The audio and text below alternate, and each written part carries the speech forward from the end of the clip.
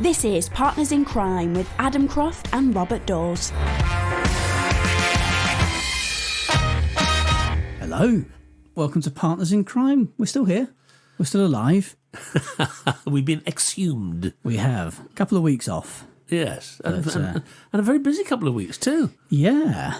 And it'll be the first week, actually, in 3 or 4 that patrons have been able to see us. Because we fixed the cameras in our time off as well. So you can now see us in full, glorious Technicolor. And we'd like to officially apologise for that. Yes. There we go. So, yeah, well, as this is coming out on Friday, isn't it, predominantly, so we will know what the situation is. Sorry, we're going to start off by talking football. But what else can we talk about this week? Wimbledon. Yes, of course. The weather, COVID, yeah. Adam's garden. But we will know on Friday whether it is on the verge of coming home or whether we are licking our wounds from a thrashing from Denmark. Or whether we've already come home, because we're filming recording, all this jazz, on Wednesday morning, so we don't yet know what's happened with the football. So we'll record 2 versions. Yes. Yay, we won. Oh, no, that's a shame. Good luck to Denmark in the final. There we go. If Moriarty can just chop and change. I watched the match last night between Italy and Spain. It was an absolute cracker. And I really was. I mean, as you well know, I've not been a great follower of the football. I've only been a recent convert, really. And I have to say, I've thoroughly enjoyed this competition. It's been fantastic. I really have. Another penalty shootout, though. And yes. I think, if I may, get into the detail, I think, although it was a decent game with the two of them playing each other last night, the Italy-Spain one, I'm pretty sure that whoever wins out of England and Denmark will probably beat Italy. Well, do you know what? I'm rather glad we're playing Italy, I say now, because I do think... Might be playing Italy. Because predominantly I do think that Spain, through the game, certainly had almost double the possession of Italy. But that's Italy, you see. I mean, they're highly skilled, highly motivated, and they've got one of the best defences in the competition. They don't like letting goals in. I mean, no football team does, but they in particular don't. So, listen, all 4 teams are of such a standard now that, how you tell between them, I don't know. Unfortunately, coming down to penalties always strikes me as a necessity. It's the only way you can decide, but I just feel so... It's just so painful for those people who, those players who actually, for whatever reason, just miss or have their shot saved. It's too much pressure. It really is. But that's why the one time I ever took a penalty in a penalty shootout, I went first.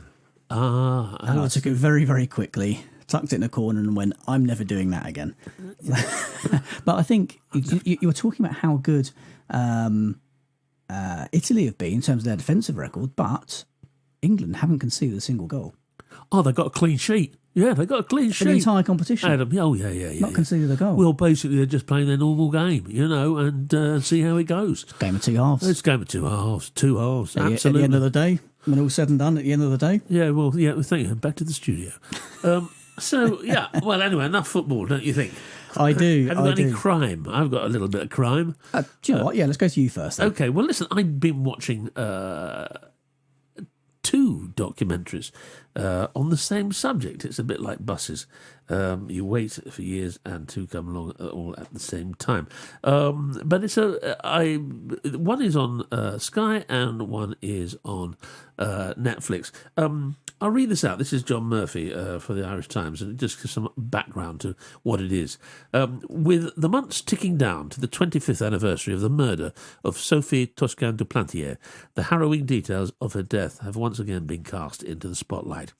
In the middle of June, Jim Sheridan's Murder at the Cottage premiered on Sky. Just weeks later, Netflix's Sophie, A Murder in West Cork, was released. Sheridan's work presented itself as a search for justice, a new look at the horrific crime that would perhaps unearth some previously unknown truths. However, once the series got underway, it was clear that it was only heading in one direction, similar to the Netflix documentary and the podcast West York, which has been described as a masterpiece. Murder at the Cottage wasn't so much a documentary about a murder as it was a study of a man, Ian Bailey. 2 weeks after Sophie was brutally killed in West Cork, Guardia seemed certain that they had their man, a tall, outspoken, flawed journalist who had a questionably strong knowledge of the crime. Shortly thereafter, the murder investigation and the media coverage of it shifted from being about a young French mother whose life was brutally taken to, well, the Bailey Show. 25 years later, and no charges in Ireland have been brought forward against him. And when you peel back the case against Bailey, it isn't hard to see why. There really isn't much there. There is no forensic evidence linking Bailey with the murder. The only person who placed him near the vicinity of the crime scene on the night in question has since emphatically retracted their statement. The former Director of Public Prosecutions said that the evidence came nowhere near warranting a charge against Mr. Bailey and that the case was thoroughly flawed and prejudiced. Well, that's the sort of background to both of these documentaries. I saw the first one, which was the Jim Sheridan. Jim Sheridan is, of course, a very fine filmmaker, and his 5-part documentary covers this crime. And the reason I'm bringing it up, we are a crime fiction podcast, but we very often cover true crime for reasons that we've stated before. But this is a particularly harrowing murder case. This poor French woman who came to Ireland to seek some solitude over a Christmas period was brutally murdered outside her home. And there still seems, as I've just said, 25 years later, a quarter of a century later, no real indication as to who it was.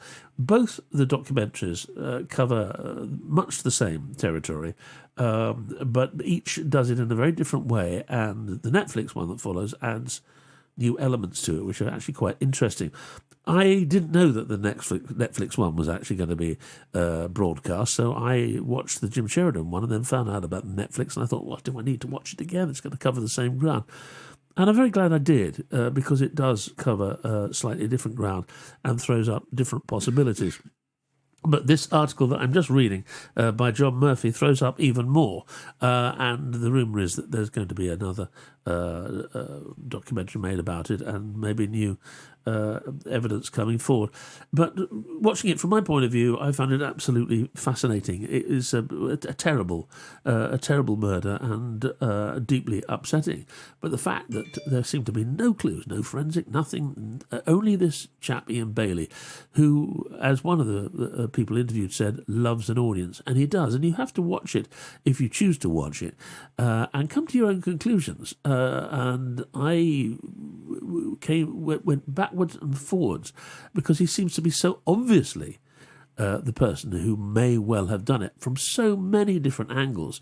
And just watching him interviewed is an incredibly enigmatic character and speaks very well, almost too fluent, was a crime journalist himself, so he knows an awful lot about the procedures and police procedures. So if anyone could duck and dive his way through an investigation, it might be said it could be him. But there is still something, and this is something that's almost like a classic murder mystery, really, where there seems to be the fingers seem to be pointed in one direction only, and at the end of it you say, well, it must be him, but there is still that niggling doubt that he is innocent. And this is, I think, I would recommend watching it. As I say, it's fairly harrowing, as you'd expect. And a case has been brought against Ian Bailey, the main what the people suspect, the police don't, and he's been found guilty in France by the family of Sophie de Plantier, and he's been convicted and sentenced to 25 years in France, and now lives in fear of actually being abducted and taken to France to serve that particular sentence. Anyway, I'm going to stop there because I just found it absolutely fascinating. It really is a fascinating case, and with two contrasting ideas, similar, as I say, but actually quite contrasting in styles of making. They really do look at this, but there is, even as I speak, new evidence apparently turning up, which may throw this in a completely different completely different state. So watch watch it. The first one is I watched the Jim Sheridan first, which is the Sky One Murder at the Cottage, and then Sophia Murder in West Cork, which is the Netflix one. And come to your own conclusions. Well, you mentioned Netflix, you mentioned France, and that gives me a couple of segues. While I'm sorting that, you can pop your phone on silent. I think your agent was trying to get hold of you. Oh, I do hope so. That would be lovely, wouldn't it? Flying off to Bangladesh next week, I imagine. Does that mean? That's yeah. There was an article. my publisher. There's an article. Well, he should know better. There's an article in Bloomberg a week or two ago about Lupin, which I know you've been watching and very much enjoying. The breakout Netflix heist series. It says Asana Diop, a talented and charming Parisian thief, orchestrates a plot to steal a diamond necklace being sold in a charity auction at the Louvre. Heard of that? Yeah. Oh yeah, you've heard of the Louvre. I'm on intimate terms with that particular series. Once worn by Marie Antoinette. Heard of her? Let them eat cake. That's the one. It's known as the Queen's Necklace. In preparation for the job, Diop finagles a position as a maintenance worker, enabling him to familiarise himself with the museum's security system. He persuades 3 obstreperous members. That's what you don't hear. You're getting some words in that article, aren't you? This is Bloomberg. It's Obstreperous. What a wonderful It's a walking thesaurus. Of a local loan sharking crew to do the actual thievery, while at the same time crafting a second false identity for himself. He plans to attend the auction as a wealthy tech mogul and outbid all comers for the necklace. Now, spoiler alert, if you've not watched it, maybe just silence us for 30 seconds or so.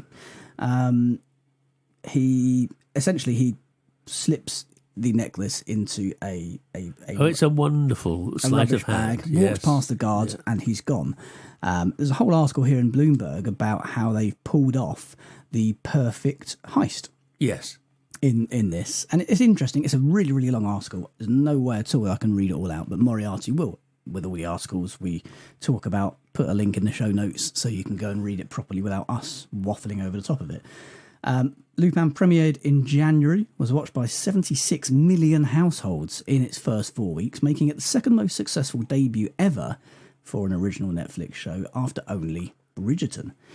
Following a global publicity campaign, it returned on June 11th with 5 new episodes in which Diop uses everything from wardrobe changes to martial arts mastery to elude his adversaries as they close in on him, say Bloomberg.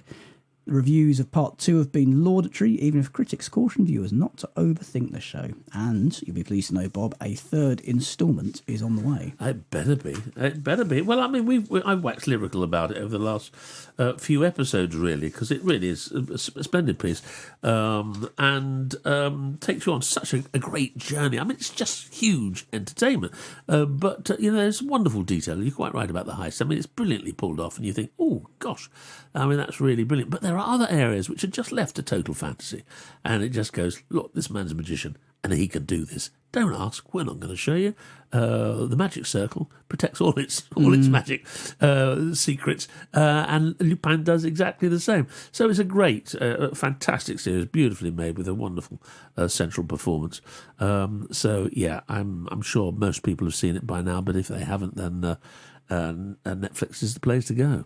Well, while we're on telly, Antonio Banderas will soon be hitting our screens. Oh, really? Playing the Italian crime reporter Mario Spezzi in The Monster of Florence, a limited series adaptation of the best-selling true crime novel from 2008, say The Hollywood Reporter. Spezzi co-wrote The Monster of Florence, a true story, with American fiction writer Douglas Preston. It details their investigation into a notorious series of murders in Italy from the late 1960s to the mid-1980s. The two writers became part of the story when Italian prosecutors began to suspect them of being behind the killings, which is an interesting... Yeah, isn't it just... what's the word I'm looking for? An interesting theory to have when you're a bit stuck, I suppose. The Danish writers and directors Nikolai Arcel from A Royal Affair and Anders Thomas Jensen, who did Riders of Justice, will adapt The Monster of Florence as a 6-part limited series for Studio Canal. Arcel will also direct. Banderas and his agent Emmanuel Nunes will executive produce. Arcel said he couldn't think of a better time to tell the story about what happens if an entire country starts believing a destructive lie fed to them by corrupt men in power. Combine that with an epic story that literally has everything: a riveting murder mystery, satanic cults, gangsters, corrupt cops, and a vast conspiracy. It's any filmmaker's dream come true, he says. And Monster of Florence is set to shoot on location in, believe it or not, Florence, Sardinia, and Tuscany. So it's going to look absolutely dreadful, isn't it? Well, it's quite nice for the Spanish actor playing an Italian and working in Italy. And he's obviously going to be over there, by the sounds of it, quite a long time, which is probably the reason he's just sold his house in Surrey, which I heard... Antonio Banderas lived in Surrey? He had a house in Surrey. I don't know how much time he actually spent there, but it's gone on the market for, I think, £2.4 million. Oh, bargain. So he's obviously decided that he's not going to be visiting London very much in the future. He's going to be enjoying the sun on Tuscan plains. Well, I don't blame him one bit. I should probably do some sponsor stuff and things like that, shouldn't we? Well, I would have thought so. It would be churlish not to. We've not spoken about books yet, but if we do... No, I've got a book coming up, don't worry. Okay, well... And it's fiction. It's crime fiction. Good. Because we are sponsored by Kobo, which is one of the world's largest ebook retailers. As a listener to Partners in Crime, you get a massive 90% off of your first ebook purchase from Kobo. You don't need an e-reader, you don't need a special device, you can read on your phone or tablet. Just go to kobo.com and enter the promo code CRIME at the checkout. If you're an existing customer, follow the link in the show notes, use the promo code PARTNERS, and you'll get 40% off of selected ebook purchases. And, by the way, lots of people can see us if they are patrons. They can probably see me adjusting my microphone here to stay in camera shot and also let the microphone pick me up, which is harder than it sounds. You can see all of that nonsense if you're a patron. Because patrons get early access to every episode of Partners in Crime. They also get to watch it in full Technicolor. Access to an extra bonus episode each week. Partners in Crime, Arsenic and Old Lace, which we record after the main show. You get a shout out in the week you join, and all sorts of other nonsense, including a free book every month. More on that in a moment. If you're interested, if it sounds like good, jolly fun, then you can head over to patreon.com/Partners in Crime podcast, or follow the link in the show notes. And you also, when we get a week off, Partners in Crime patrons don't. Oh, really? Yes, Moriarty continues to put content and musings and various things in the Patreon group, so you'll be kept suitably amused/disappointed. So they don't even get off for good behaviour. Absolutely, no. That's good. Well, that's what we like. I'll do the book of the month quickly as well. Yes, that's good. We've actually got a book. Hello, this is my book. May I pass you over to my partner in crime? Well, yes, your free book of the month this month, if you are a patron, is The Psychopath's Checklist by R.A. Ford, who has a very interesting backstory, actually. He's worked as a prison psychologist and a forensic psychologist in private practice, and at various times has also been an education welfare officer, a feature writer, a teacher, researcher, and a B&B owner, of all things. He achieved his doctorate in forensic psychology as a mature student and has met a lot more psychopaths than most people ever do. He runs a bed and breakfast. Well, yeah. I've been in small ponds myself. Have you seen Four in a Bed? His book, The Psychopath's Checklist, is available free if you are a Partners in Crime patron. Here's the blurb. Frankie's done some bad things. Very bad. He uses people and discards them. He has his reasons. Frankie's out of prison now. He wants money, fast women, and fast cars. Before he's done, he will have money and the lifestyle to go with it. He will have killed people, but he has these dreams. But he's never going back to prison. A waste of his valuable time. He's worth more than that. He's going to be someone, or die in the attempt. It may be a close-run thing. And he doesn't like the way prison psychologists summed up his personality in a tick-box exercise, nor that they wrote him off as a psychopath, which he doesn't think he is, even assuming there is such a thing. Why don't you decide? You can even rate yourself on the checklist, if you dare. Well, I've got a similar book to that. Enticing. I did rate myself. Oh. Keeping that very quiet. Go on. No, I wasn't a psychopath. Well, that's always a good start, isn't it? I sort of form my answers in the hope that maybe they'll probably come back and just say, well, of course, come on, Bob, look at yourself in the mirror. You're absolutely total psycho. But no, apparently I was well balanced and very ordinary. Which anyone who knows me will probably concur. So no psychopath. It's a very accurate test then. Yeah, well, it was only one test. I'm sure I'll have a go at that test, see if it comes out any different. Mind you, I'm having enough tests as it is at the moment. Oh yes, we've got tests coming out of our ears, haven't we? Yeah, we certainly have. Oh that's very, very fascinating. Sounds like a very good read. I have to say, I've got a little something before you move on, and I want to ask you about this. Mark Billingham, we've mentioned this book before, but it's his standalone. It's called Rabbit Hole, and there's a bit in a copy of the bookseller which says something about it. This standalone from the author of D.I. Tom Thorne series will benefit from the biggest and most targeted marketing and publicity campaign ever for Billingham, which will include outdoor and digital advertising and podcast sponsorship. When a patient is murdered on a psychiatric ward, Dr. Alice Armitage, methodical and tireless, is quickly on the trail of a killer. The only problem is she's a patient too. As ever with Mark, a great conceit for the book, and we've reviewed it, and it's a fantastic new thriller by Mark. But that's quite interesting, actually, just saying this is the biggest and most targeted marketing and publicity. That, I take it, comes from the publisher? Yeah, I imagine so. If they've got faith in the book, and if they think it's going to be a big hitter, then they can't they'll put the money not behind it. have faith in Mark Billingham. No. I would guess, but that's very good news for Mark. And if you haven't read it, let me clear my throat. Go and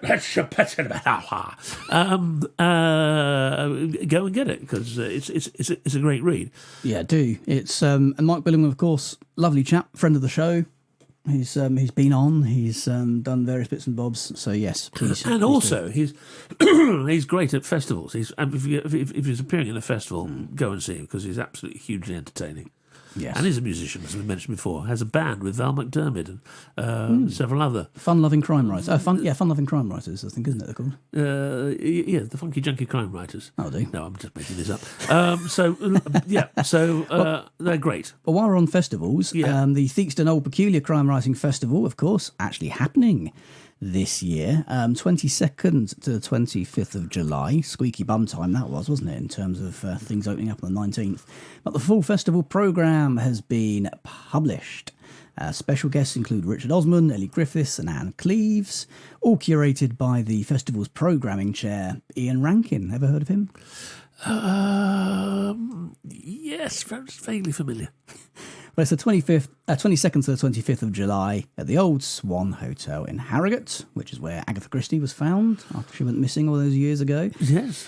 With panel discussions on everything from the perennial appeal of historical crime fiction to the rise of cutting-edge science and tech, the demise of the police procedural to Agatha Christie's inimitable genius, and the appeal of both gung-ho action heroes and slick political thrillers, say the bookseller. There will also be an awards ceremony for Crime Novel of the Year. The shortlist includes Chris Whittaker with We Begin at the End, Rosamund Lupton with 3 Hours, Ellie Griffiths, another friend of the show, with her latest Ruth Galloway whodunit, The Lantern Men, Scottish Bengali author Abir Mukherjee with his latest Wyndham and Banerjee novel Death in the East, Northern Irish author Brian McGilloway, another former guest, with political thriller The Last Crossing, and New Blood alumni Trevor Wood with The Man on the Street.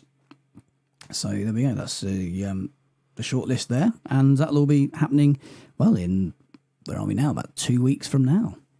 Oh, how exciting, I wish I was going. It's come around quickly, isn't it? It has. Well, we always mean to go, don't we? And we always manage not to. Yeah. I mean, I haven't been for about 5 years now, and but it's a fantastic place, as anyone knows. Harrogate is wonderful, but it's at its finest, I think, when the Theakston's Festival is on, because it's full of the most extraordinary, colourful, and brilliant people.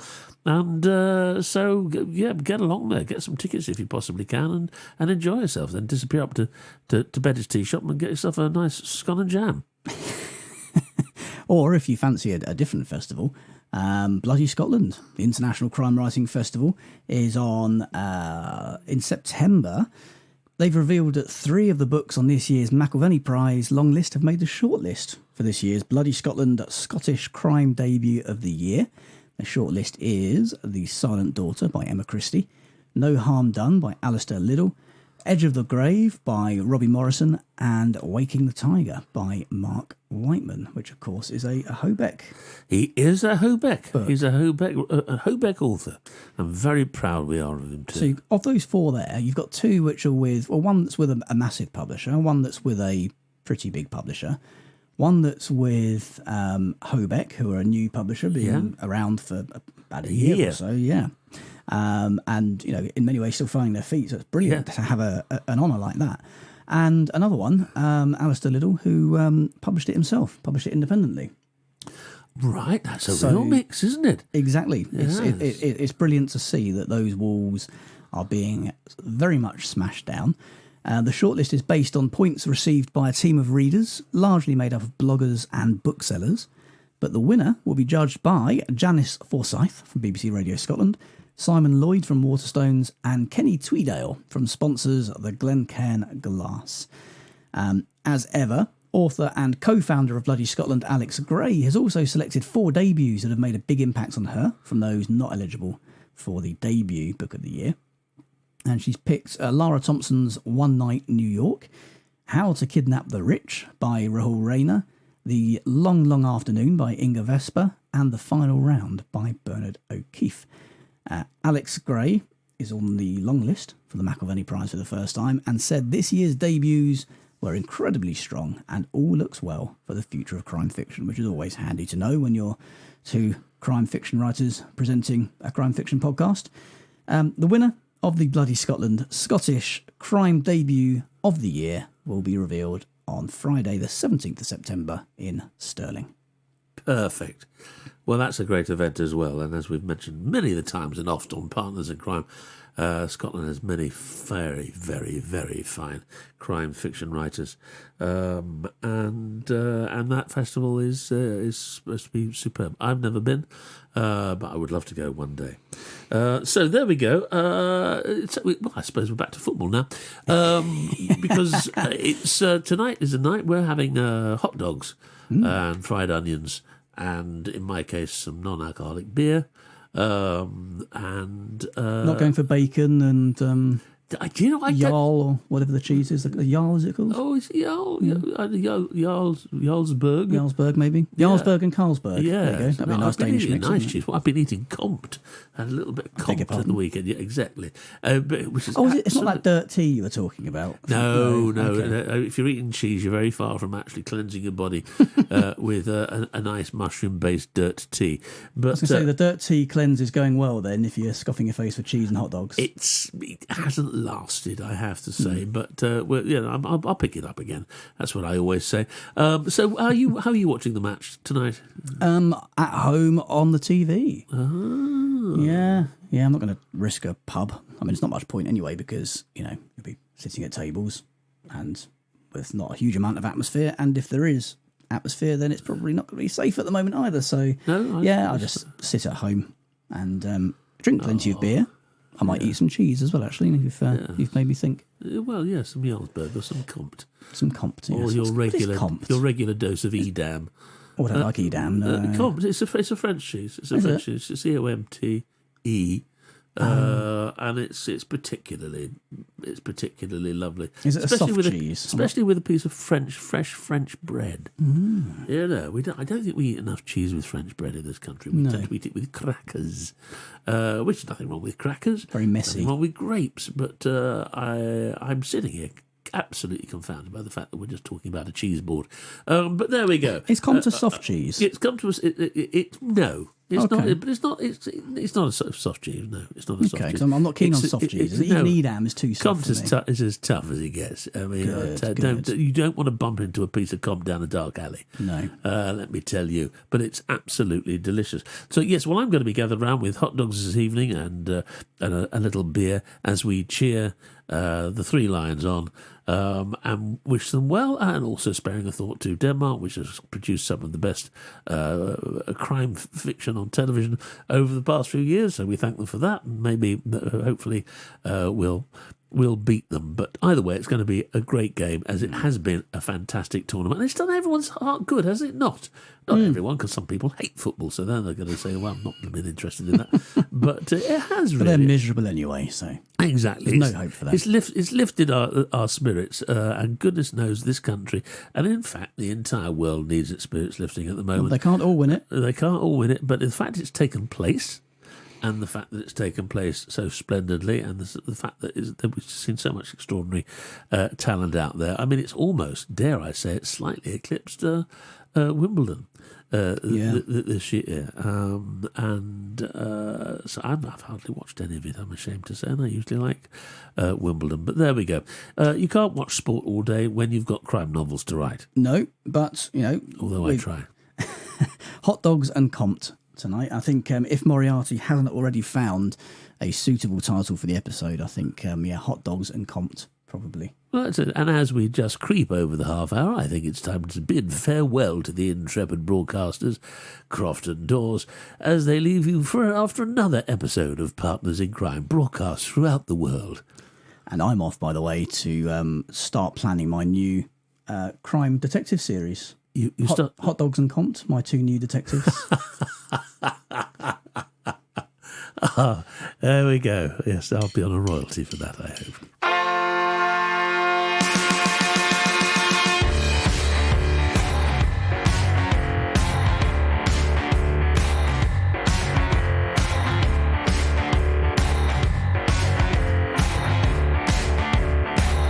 Partners in Crime was presented by Adam Croft and Robert Daws and produced by Adam Croft. The theme tune was by the Caesareans. The Partners in Crime logo and imagery were designed by Stuart Beisch. Partners in Crime is sponsored by Kobo, your favourite local bookshop, perfected.